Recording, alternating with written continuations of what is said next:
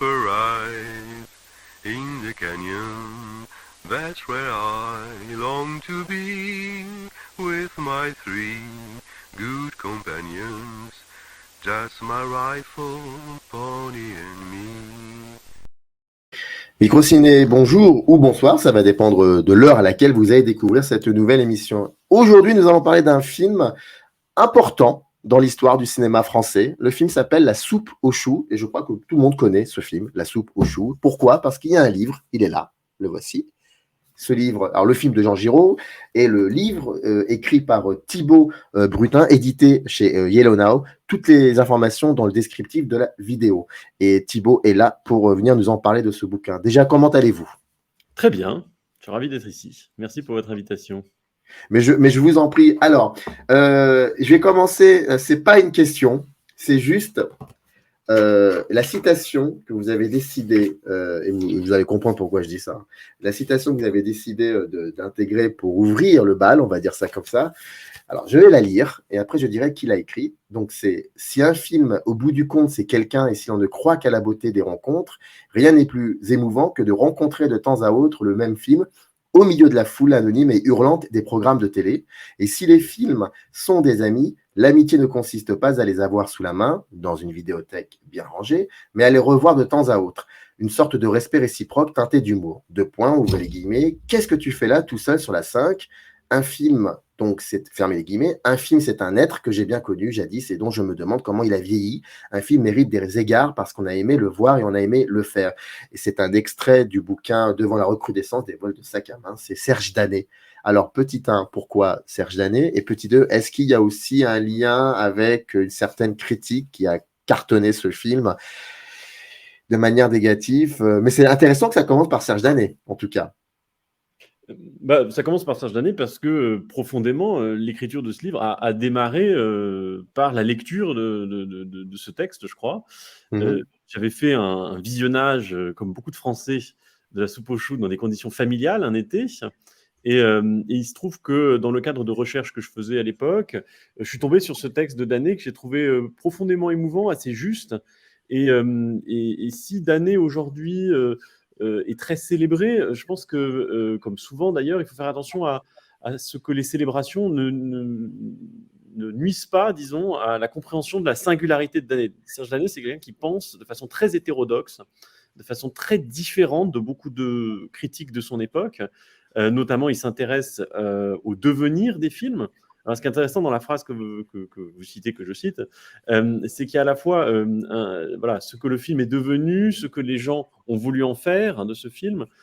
Et c'est ce que j'ai voulu faire avec ce livre, c'est vraiment prendre ces deux dimensions. C'est-à-dire qu'est-ce que le film nous dit maintenant qu'il a vieilli, qu'il a évolué, que son message se positionne dans une société qui est différente, mais aussi quelle était l'intention de départ de ces auteurs, parce que je crois que il y a un risque que Danet d'ailleurs a très très bien analysé dans d'autres textes, qui est celui d'une sorte de saturation sémantique, c'est-à-dire qu'on a quelque chose sous les yeux, on a un film, il est là, on l'a vu, on l'a beaucoup vu, mais à force de l'avoir sous les yeux, on n'y prête plus vraiment attention. Et donc cette question de la dignité d'un film, alors jusqu'où faut-il restaurer un film dans sa dignité, c'est une question connexe, mais je pense que c'est quelque chose qui m'a guidé dans mon travail sur La soupe aux choux, puisqu'il est évident qu'on est face à un objet cinématographique qui a besoin d'un regard, puisqu'il est là sous nos yeux, mais nous ne le voyons plus vraiment.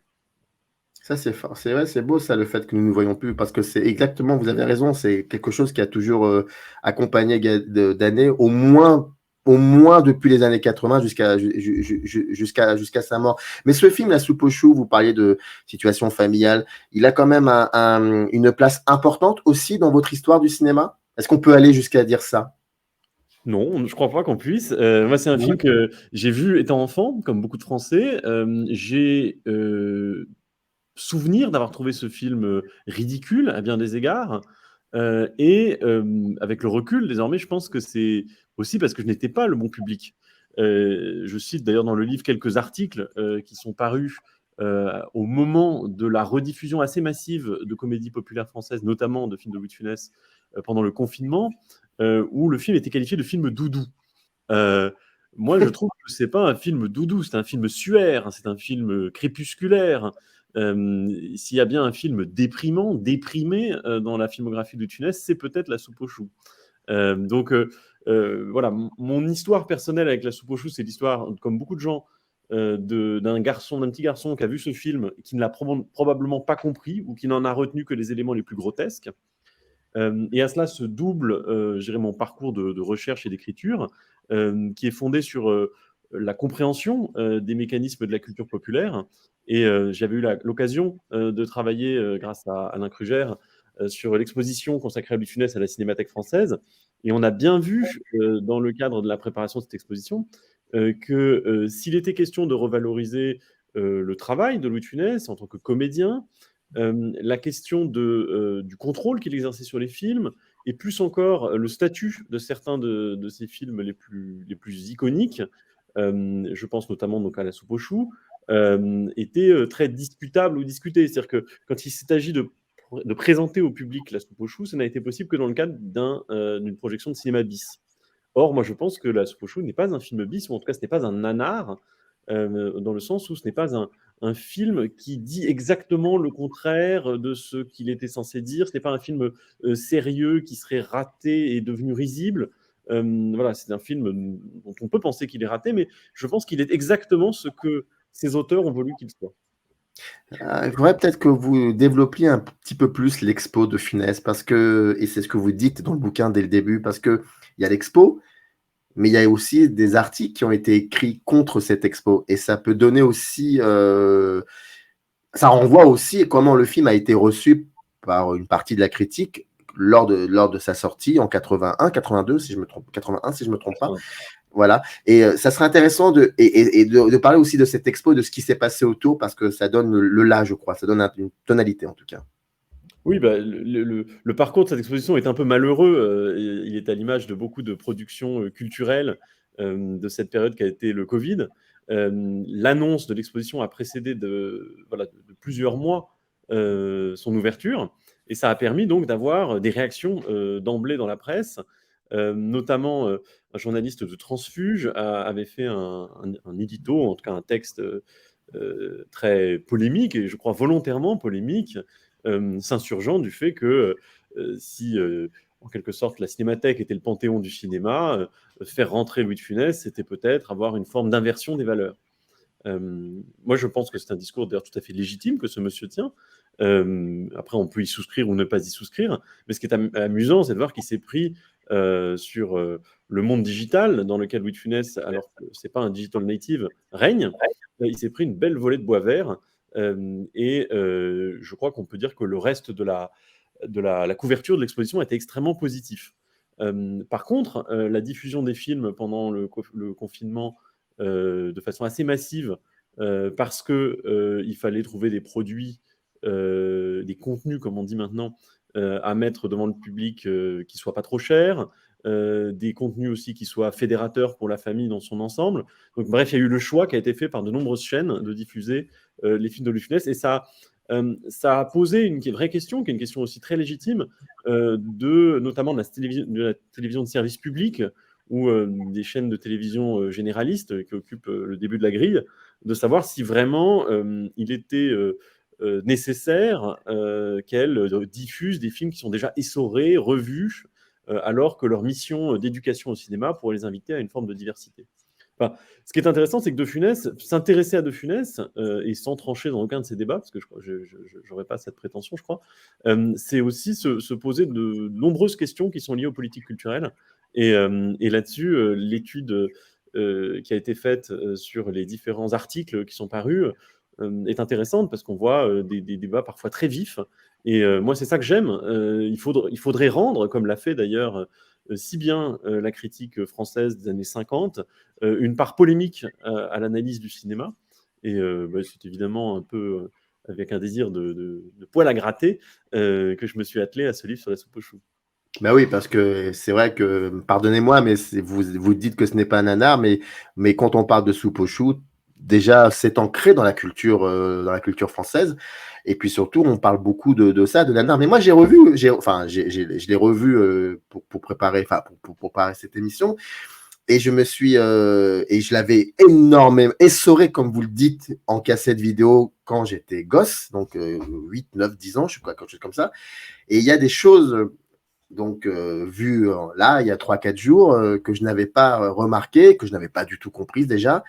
Et ça dit beaucoup aussi d'une certaine société qui est en train de, non pas de se perdre, mais qui est en train de disparaître. Et pas qu'une société.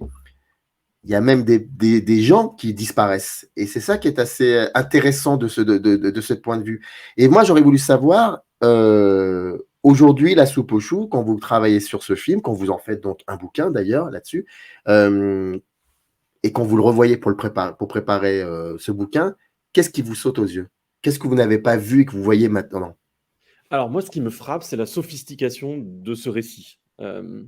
La mise en scène du film est une mise en scène que je qualifierais de chirurgicale. Elle est un peu à l'os. Il y a peu de fioritures. C'est une mise en scène très fonctionnelle. Et c'est pour ça que je pense que La Soupe aux choux est assez méprisée par les gens qui pensent le cinéma, parce qu'effectivement, esthétiquement, on est loin d'être face à un chef-d'œuvre. Par contre, ce qui me frappe, moi, c'est la structure narrative qui a été inventée par René Fallet, puisque c'est l'auteur du roman, et que le film épouse très fidèlement la structure du livre. Cette structure est vraiment complexe. Elle mélange à la fois une description de la réalité des campagnes françaises de la fin des années 70, telles que René Fallet, qui avait lui-même des attaches très fortes dans l'Allier, a pu en faire l'expérience.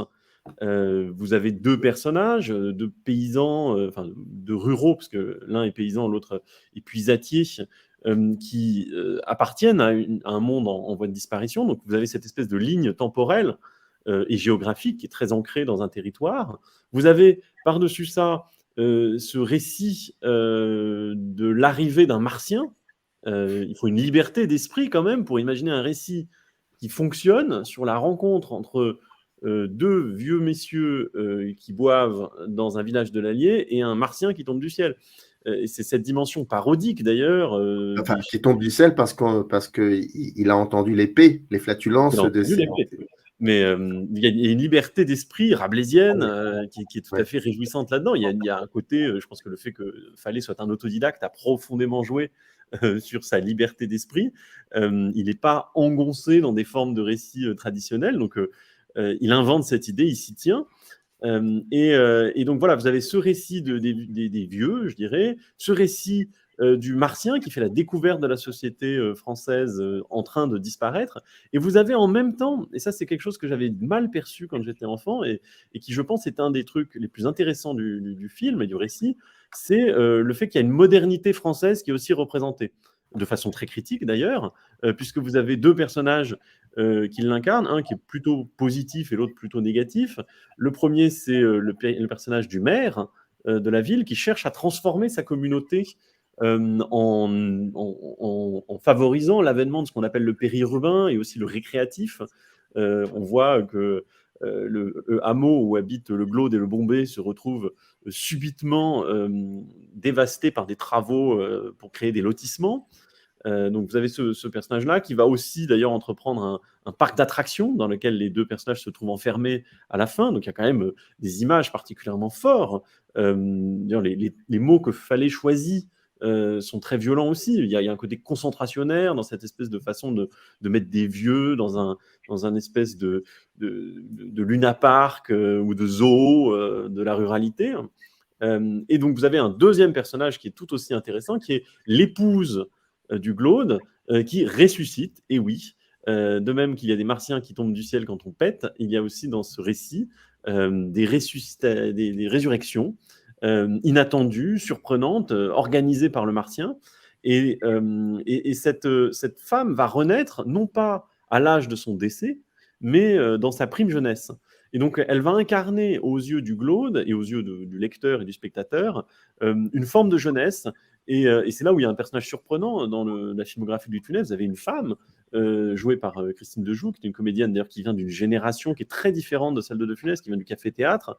Elle va incarner une femme qui n'a pas envie de revivre la même existence que celle qu'elle avait vécue, parce qu'elle la trouve quand même bien triste. Récurer le sol et faire la cuisine, ça ne l'intéresse pas. Elle veut vivre sa vie moderne, partir à la ville. Donc voilà, ces trois temporalités, les mélanger, les gérer, je dirais, narrativement, c'est un travail d'orfèvre quand même. Il y a quelque chose de particulièrement riche dans la signification que ça crée. Et là-dessus, je crois que c'est une dimension qui avait été peu mise en avant dans les quelques textes qui pouvaient exister sur la soupe aux choux, puisque je pense que voilà, le truc qui fonctionne dans cette soupe aux choux, c'est précisément d'arriver à lier ces trois niveaux de temporalité, de géographie aussi, pour créer un sens qui est surprenant, qui est intéressant, de créer des liens inattendus entre ces différentes situations. Avant qu'on continue à parler de l'intériorité du film, et même aussi comment s'est passée l'adaptation, parce que Louis de Funès n'est pas, il est une présence importante, pas forcément en tant qu'acteur, mais on va en parler. Vous pouvez nous expliquer un peu qui est ce René Fallet? Alors, René Fallet, c'est un auteur qui, aujourd'hui, je le regrette, peuple beaucoup les boîtes à livres. Ça a été un très gros vendeur de livres dans les années 50, 60, 70. C'est un romancier qui s'est fait connaître très jeune par un livre admirable qui devrait, je l'espère, être réédité, qui s'appelle Banlieue Sud-Est, qui est un livre iconique pour toute une génération qui a connu la guerre et qui était adolescente pendant la guerre. Il y fait le récit de ses années de jeunesse durant l'occupation et la libération. Et on ne peut pas dire que ce soit empreint d'héroïsme et de patriotisme. C'est essentiellement le récit des aventures amoureuses et amicales d'une bande de jeunes banlieusards qui cherchent essentiellement à faire l'amour, boire des bières et faire des courses cyclistes. Et le récit ce roman va avoir un très gros succès à sa sortie. Il va connaître une petite période de creux, Fallet, et c'est dans les années 60 qu'il va revenir sur le devant de la scène, notamment en recevant le prix Interallié pour un livre qui s'appelle Paris au mois d'août, qui est un livre de cette veine qu'on peut appeler la veine Beaujolais, lui-même l'a beaucoup appelé, c'est-à-dire cette veine de la littérature de Fallet qui s'apparente à une peinture de la vie des paysans de sa région de cœur, le Bourbonnais. Et La soupe aux choux, c'est un de ses tout derniers livres qui vient utiliser des motifs qui étaient déjà présents dans son œuvre avant. Il y a une richesse et une faconde dans la littérature de Fallet qui est extrêmement appréciable. Franchement, je crois que c'est un auteur. Alors, je ne pense pas que ce soit un grand auteur, et lui-même a revendiqué le statut d'auteur mineur, en disant moi, j'ai peut-être pas de très grandes choses à dire, j'ai mes petites choses à dire, je les dis à ma façon. Mais il y a un plaisir du verbe, un plaisir du langage, un jus des mots qui est extrêmement plaisant pour le lecteur contemporain. Vous riez en lisant Fallet. Et je crois que à une époque où la lecture est très sacralisée, il faut revenir quand même aussi à ce plaisir du livre. Et le plaisir, d'ailleurs, est une quête dominante dans plaisir de l'amitié, plaisir des mots, plaisir du vin, dominante dans une partie de l'œuvre de Fallet. Mais voilà, Fallet, c'est un auteur que l'on peut réduire à ses livres de la veine Beaujolais, mais il y a aussi une veine whisky qui est fabuleuse, qui sont des récits personnels. Il y a d'ailleurs une dimension personnelle aussi dans La soupe aux choux, mais elle est moins évidente. C'est tous ces récits amoureux qu'il a pu faire dans les années 70 60, 70 et 80, dans lesquels il raconte les aventures amoureuses qu'il a pu connaître. On découvre un écorché vif. On découvre aussi, en lisant son journal, qui a été publié récemment par les éditions des Équateurs, un écrivain traversé par des doutes, traversé par des colères à l'égard de sa société, de lui-même. Et donc, je pense que Fallet est un auteur assez complet, en fait, très souvent caricaturé, mais même cette caricature finit par s'estomper et disparaître. Et je crois qu'il est grand temps que l'on redécouvre René Fallet. Et puis le cinéma français, c'était pas la première fois que le cinéma s'intéressait aussi à La soupe aux choux. C'est pas la première adaptation cinématographique de son œuvre. Et je crois qu'il y avait Les Vieux de la Vieille aussi, si je me trompe pas. Le grand succès de Fallet, Fallet a longtemps eu, comme beaucoup d'écrivains, des problèmes d'argent, et donc le cinéma a été son moteur de secours, disons. Il a notamment travaillé, il a été en quelque sorte l'apprenti, le sparring partner de René Wheeler, qui était un grand scénariste des années 50. Et la capacité qu'il a eue à se faire adapter lui a assuré des revenus particulièrement confortables. Il n'a jamais, semble-t-il, écrit dans l'intention d'être adapté, mais il a, avec beaucoup de bonheur et parfois avec un peu d'intention, favorisé l'adaptation de ces films, de ces romans à l'écran. Et le livre qu'il a vendu, qui a eu le plus de succès, je crois, cinématographiquement, c'est Le Triporteur, un récit picaresque, adapté à l'écran par Jacques Pinotto, avec dans le rôle principal Darry Cole. Donc voilà, dans les années 50-60, il va continuer à avoir une production littéraire, un grand nombre d'adaptations. Je crois qu'il y a une dizaine de ses livres qui a été adapté. Et surtout, l'amitié qui va le nouer avec Michel Audiard va être voilà, très favorisante pour sa fortune cinématographique. Audiard a adapté lui-même 3 romans de René Fallet, notamment donc Un idiot à Paris, et également Le drapeau noir flotte sur la marmite, qui est un film rare dont on espère une réédition prochaine. Un des films d'ailleurs les plus sensibles de Michel Audiard, réalisateur. Et le 3e film, c'est celui que vous évoquiez, Les vieux de la vieille, qui aussi appartient à cette veine bourbonnaise du terroir de l'Allier, dans lequel il a vraiment son ancrage. Comment se passe la rencontre entre De Funès et ce bouquin, La soupe aux choux? Alors, les sources sont assez claires là-dessus. Il semblerait que voilà, De Funès découvre le livre très vite, prend la décision de l'adapter très vite, entre en contact avec Fallet extrêmement rapidement. Peut-être d'ailleurs Michel Audiard, qui fréquentait Louis de Funès à cette époque-là, a-t-il joué un rôle. Toujours est-il que l'adaptation a obéi à un processus qui est contrôlé par De Funès. Il choisit lui-même son partenaire d'écriture. Il opère des choix qui sont de l'élagage, je dirais. Il va supprimer des choses qui sont périphériques au récit principal. D'ailleurs, certaines vont être éliminées au scénario, d'autres vont être éliminées au montage. Mais en tout cas, le choix qui est fait de Funès, c'est d'être le plus fidèle possible au roman. Et la partie dans la carrière de Funès connaît à cette époque-là une transformation profonde, puisqu'il décide, comme d'autres artistes ont pu le faire, d'avoir à la fois, je dirais, une veine commerciale et une veine plus personnelle. Et De Funès est un amoureux des textes, ce qui vient un peu contrebalancer l'image qu'il a d'être un acteur mime ou d'être un acteur clown. Là, De Funès va faire le choix d'adapter l'Avare, où il pousse le vice, je ne sais pas si vous avez revu ce film récemment, jusqu'à mettre des images du texte, le décor est tapissé de pages réelles du livre dans la collection Larousse du texte de Molière. Donc on est vraiment dans la soumission au texte, qui est un des fondements de la carrière de comédien traditionnellement. De Funès était plutôt quelqu'un qui s'en était émancipé. Mais pour ces derniers films, enfin en tout cas pour ces 2 derniers films, que sont L'Avare et La soupe aux choux, il fait le choix contraire d'aller dans une véritable fidélité, une loyauté au texte et à ses auteurs, qui est tout à fait évidente dans La soupe aux choux. Quand vous comparez le livre et le scénario, ou le livre et le film, vous voyez que la quasi-totalité des répliques vient du roman de Fallet.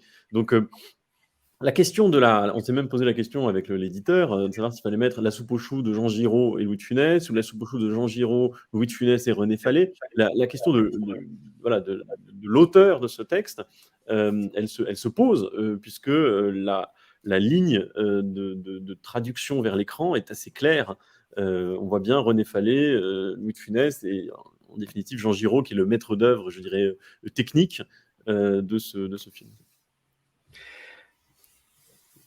Comment vous avez, là je parle à l'écrivain, comment vous avez construit ce livre? Quelle a été la clé pour pouvoir vous réapproprier ce livre et essayer de voir si le film, se réapproprier le film, pardon, et voir si ce film peut aussi avoir des résonances avec ce que nous sommes aujourd'hui, ce que nous sommes devenus aujourd'hui. Est-ce que ça peut parler aussi à la société d'aujourd'hui? Oui, moi je pense que la grande question, c'est de savoir si La soupe aux choux est un livre et un film crépusculaire, hein, ou si c'est une œuvre visionnaire, un peu des deux a priori. Et c'est vrai que la description qui est faite de la disparition de ce monde, de la disparition de la saveur, hein, il y a tout ce débat que je trouve très intéressant dans le film sur la fonction du vin. Qu'est-ce que le vin? Voilà, cette collusion complète entre la bonne chair, la soupe, le vin et l'amitié, l'espèce de communauté qui peut se créer entre des individus. C'est un message, je dirais, qui est un message assez généreux et qui est de nature à intéresser. La question, et il suffit de lire les premières pages, quand vous lisez les premières pages de la soupe aux choux, et d'ailleurs le texte qui a été choisi par De Funès pour ouvrir le film en voix off est assez fidèle. Vous avez une description aussi des déserts, voilà, de la ruralité désertifiée telle qu'on peut la connaître en France. Donc la dimension, je dirais, politique, à la fois en tant qu'organisation du territoire, mais aussi en tant que quelle attitude avons-nous à l'égard de la société, de la communauté humaine dont on fait partie, ce sont des choses qui sont vraiment au cœur du récit et qui résonnent complètement avec notre actualité. C'est pour ça qu'on a fait un entretien avec François Ruffin dans ce livre, qui est donc à la fois cinéaste et homme politique. C'est intéressant de voir le regard qu'il porte sur cette, à la fois sur le contenu, le message, la signification de la soupe aux choux, mais aussi en général sur le dédain qui est porté à ce genre de production culturelle. Donc, voilà, pour moi, la résonance de la soupe aux choux, elle est grande. Et je suis persuadé qu'un des grands mystères du cinéma consiste à créer un lien direct, non conscientisé, entre voilà, une intention d'un auteur et l'esprit du spectateur. Et là, je crois que l'attachement, au fond, que beaucoup de spectateurs ont à la soupe aux choux, voilà, il n'est pas basé sur une réflexion nécessairement sur la soupe aux choux. Il n'y a peut-être pas lieu, d'ailleurs, que chacun devienne exégète de la soupe aux choux. Mais il y a quelque chose qui touche directement au cœur.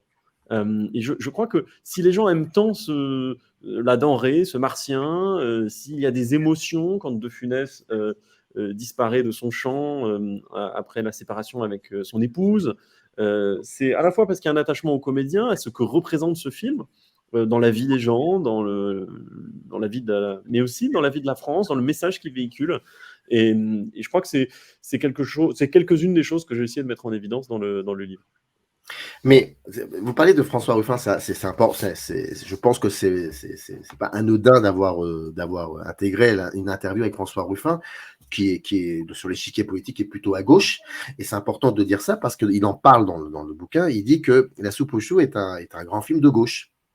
Et ça, c'est important parce qu'on a tendance, en tout cas, quand on parle de René Fallet, quand on parle d'un film comme La soupe aux choux, de ces genres de comédies des années 70 françaises, très souvent, on a tendance à dire qu'elles sont un peu réac, parfois à juste titre aussi. Ça peut être intéressant de travailler là-dessus. Mais que Ruffin dise de ce film-là, qui, au premier abord, peut nous montrer aussi une société, des gens qui disent en gros que avant c'était, c'est même pas avant c'était, si avant c'était mieux et c'est dommage que ça se perde. Il y a un côté un peu réac et que Ruffin dise non, au contraire vous n'avez rien compris. La denrée jouée par Jacques Villeray, en fait c'est un étranger qui arrive comme ça et qui est accepté par ces deux personnages qui représentent une certaine France qui est en train de disparaître. Donc il y a un truc comme ça et en même temps, j'ai envie d'être un peu l'avocat du diable et me dire et se dire, mais si on commence à, vous avez dit dès le début, vous avez dit La soupe aux choux, esthétiquement, faut un peu se détendre. C'est pas sur cet aspect-là qu'on va y trouver quelque chose. Mais si on commence à essayer de trouver des aspects positifs sur des films, on finit par se perdre et c'est là où je veux en venir. Je ne suis pas en train de dire que vous avez tort ou que vous avez raison, pas du tout. Ça fait partie de qu'est-ce qui fait qu'à un moment, on consacre quelques mois de sa vie pour écrire ce bouquin? Voilà. Il y a tout. C'est une espèce de gloubi-boulga ce que je suis en train de dire, mais vous voyez où je veux Oui, en venir. je reviens. Non, mais, moi, je suis persuadé que le cinéma est un art de masse. C'est Ah bah une des oui. singularités du cinéma et on a Oui. trop tendance à l'oublier, malheureusement, dans les études cinématographiques où, de façon assez étrange, vous regarderez, vous qui travaillez sur ces questions-là beaucoup, que les productions littéraires qui ont lieu, qui ont entré au cinéma, ne sont pas forcément majoritairement consacrées aux films qui attirent le plus d'entrées. Je constate, hein, je ne dis pas que c'est bien ou c'est mal. Et il y a peut-être beaucoup plus de choses à dire sur certains films qui sont plus riches et peut-être plus méconnus, plus exigeants, etc.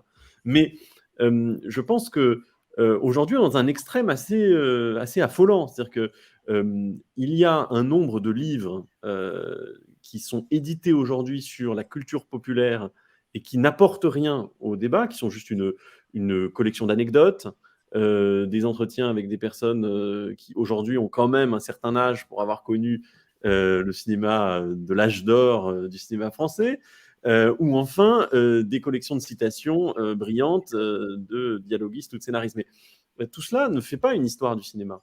Donc je pense que l'histoire du cinéma, elle se grandit, ou en tout cas, elle doit, à mon sens, incorporer toutes les dimensions du cinéma. Et c'est là où peut-être l'esthétique a fait du mal en partie à la compréhension qu'on a du cinéma, puisque moi, je suis un individu assez curieux et je dirais que je suis un peu un badaud. Quand je vois un attroupement, j'ai envie de savoir ce qui se passe. Donc, c'est exactement ce que je fais avec le cinéma. À partir du moment où il y a du monde, ça m'intéresse d'aller regarder ce qui se passe. Ça m'intéresse aussi quand il n'y a personne d'aller voir, mais je trouve que c'est un devoir presque que de consacrer de l'énergie et de l'intelligence à ce qui peut intéresser des millions, puisqu'on parle là vraiment c'est très difficile de quantifier le public de la soupe aux choux, mais entre les spectateurs initiaux et tous ceux qui l'ont vu à la télévision, on est sur des dizaines de millions de spectateurs. Donc, c'est quelque chose qui est loin d'être négligeable. Donc, voilà, moi je pense qu'il faut aller voir ce qui se passe. Ensuite, il faut reconnaître que la culture populaire, aujourd'hui, est devenue était monopolisée intellectuellement et politiquement, notamment par souvent des factions assez conservatrices. Ouais. Il y a une équation qui s'établit entre la France d'avant nous manque et le cinéma d'avant était super. Je trouve que c'est parfois des raccourcis qui sont un peu hâtifs. Mais ce qui est intéressant, c'est que ça se vérifie dans 100% des cas. Enfin, c'est vraiment assez impressionnant de voir, par exemple, que dans son clip de campagne, Éric Zemmour a pompé, sans demander d'ailleurs les droits, des images issues de grands classiques du cinéma populaire français. Donc voilà, ne pas laisser le monopole à des gens qui en cherchent à en faire un usage politique avant d'en faire une réflexion. Aller voir ce qui se passe là où il y a le plus grand nombre. Et enfin, comprendre une des mécaniques, c'est mon troisième point, qui est vraiment fondamental dans la culture populaire, c'est le fait que quand vous parlez d'une œuvre qui est vue par des millions de personnes, elle peut avoir bien sûr une radicalité, ça peut arriver, mais le plus souvent, une œuvre qui parle à un grand nombre est une œuvre qui fait l'objet d'une négociation culturelle. C'est-à-dire que vous avez un peu de tout dedans. Faut que ça parle pour qu'un film ait un grand succès, il faut qu'il parle à un public masculin et féminin, un public d'un certain âge et un public plus jeune. C'est ça qui se produit dans les objets qui sont au centre de la culture populaire très largement, très souvent. Sinon, on est sur des cultures segmentées qui s'adressent à un public jeune, un public plus senior, un public plus de droite, plus de gauche, etc. Mais la culture populaire, c'est quelque chose de rassembleur. Et ce rassemblement implique une négociation perpétuelle. Et c'est quelque chose d'intéressant, d'enrichissant pour la culture populaire. Donc, moi, je ne pense pas que la culture populaire française, par exemple, soit par essence conservatrice. Vous avez des figures, vous voyez, un monsieur comme Pierre Richard, ou les Charlots, ils véhiculent en leur époque et en leur temps des messages et des attitudes qui sont plutôt constitutives d'une parenté, d'une cousinade avec des formes de gauche utopiste.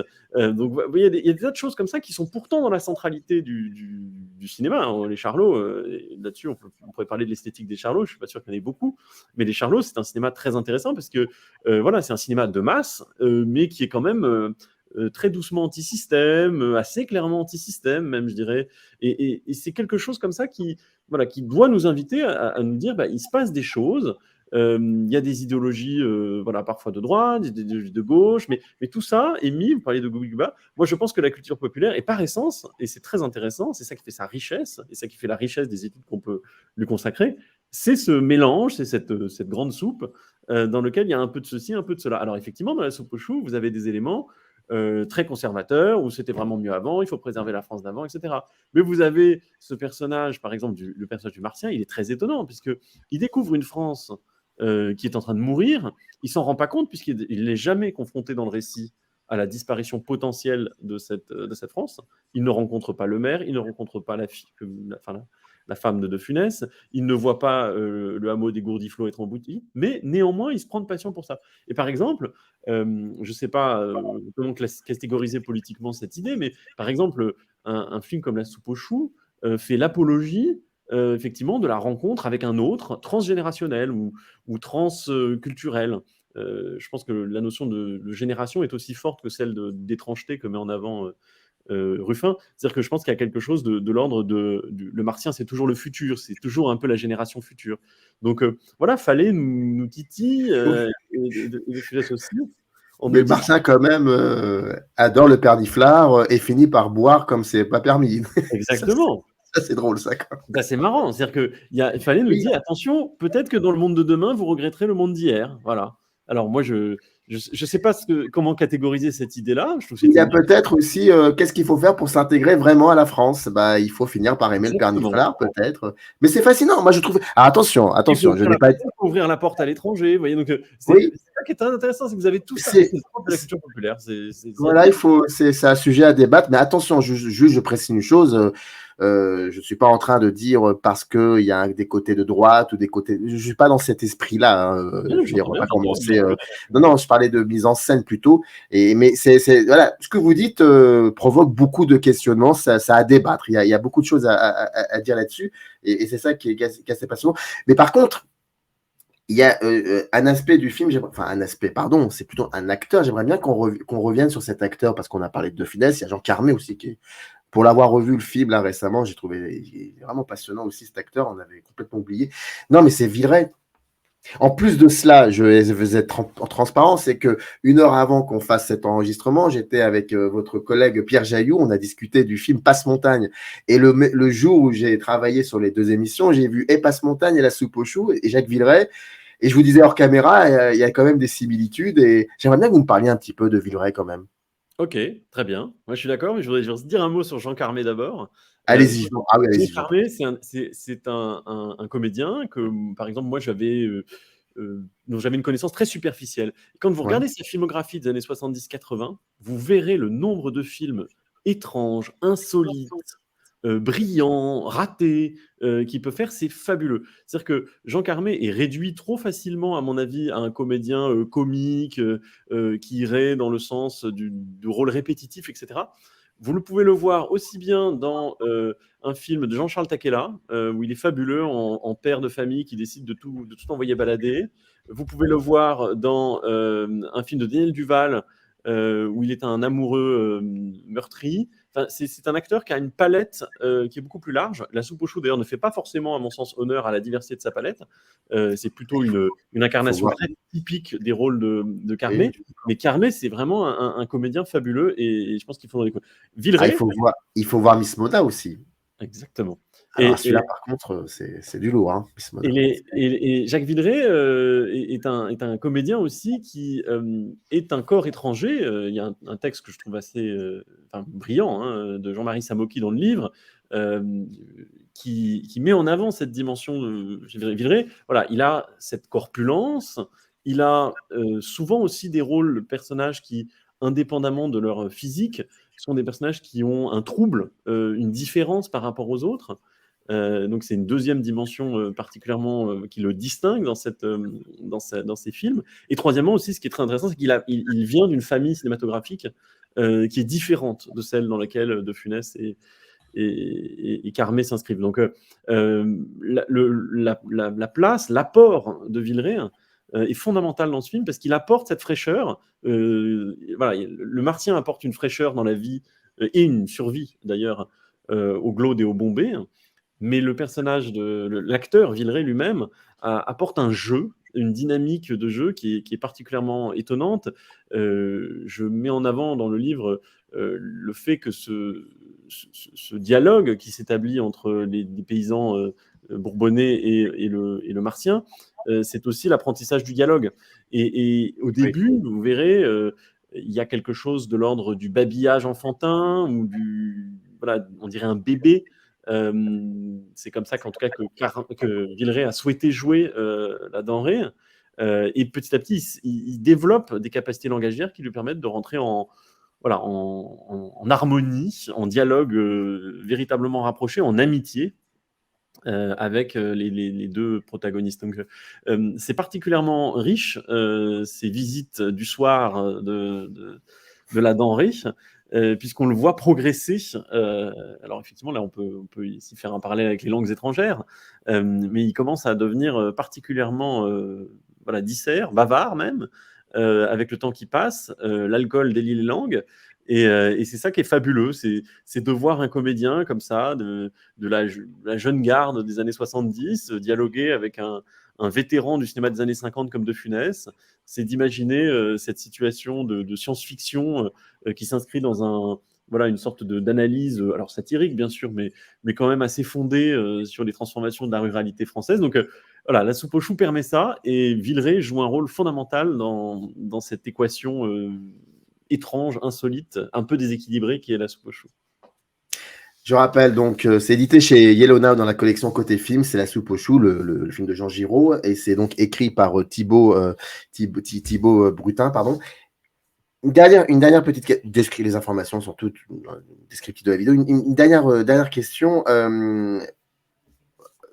Aujourd'hui, ce film, est-ce qu'on sait à peu près, est-ce qu'il est, comment il est vu par la génération des adolescents, 20 ans? Est-ce qu'on a une idée comme ça ou pas? Le public adolescent, c'est jamais le public le plus fort de Funès. C'est souvent les enfants qui regardent le film. Et c'est ce que je sais, en avoir fait l'expérience moi-même, mais aussi en avoir dialogué, enfin, discuté avec pas mal de monde, c'est qu'il se crée un dialogue intergénérationnel autour de ce film. Donc c'est un film voilà, qui est un peu différent, qui est d'ailleurs parfois pas le préféré, et très rarement le préféré des amateurs de Louis de Funès, hein, parce que vous avez un De Funès vieilli, un De Funès plus émouvant, qui est dans un rôle de composition, donc il y a une vraie différence. Mais par contre, c'est un film qui nourrit un peu le débat et le dialogue, et je pense que là-dessus, à la fois c'est une chance, parce qu'on voit que la postérité du film va survivre, mais voilà, il faut encourager, je pense, les gens à non seulement voir La soupe aux choux, mais à bien la regarder. Bien la regarder. En tout cas, moi, il faut savoir que lorsque j'ai appris qu'il y avait ce livre qui existait, alors là, je me suis dit, il faut absolument que je sache de quoi il est. Quelqu'un qui a consacré quand même un certain temps. Et c'est vraiment passionnant, et merci beaucoup. Et j'aimerais qu'il y ait d'autres livres comme ça sur des films, comment dire, peut-être trop évidents, et finalement, il faudrait peut-être les revoir, mais qui peut créer encore des débats, hein. La preuve, c'est que ça a commencé un peu entre nous, mais en tout cas, c'était vraiment un plaisir de lire le livre et de vous écouter. Merci beaucoup. Merci beaucoup. Générique. Up arrive in the canyon, that's where I long to be, with my three good companions.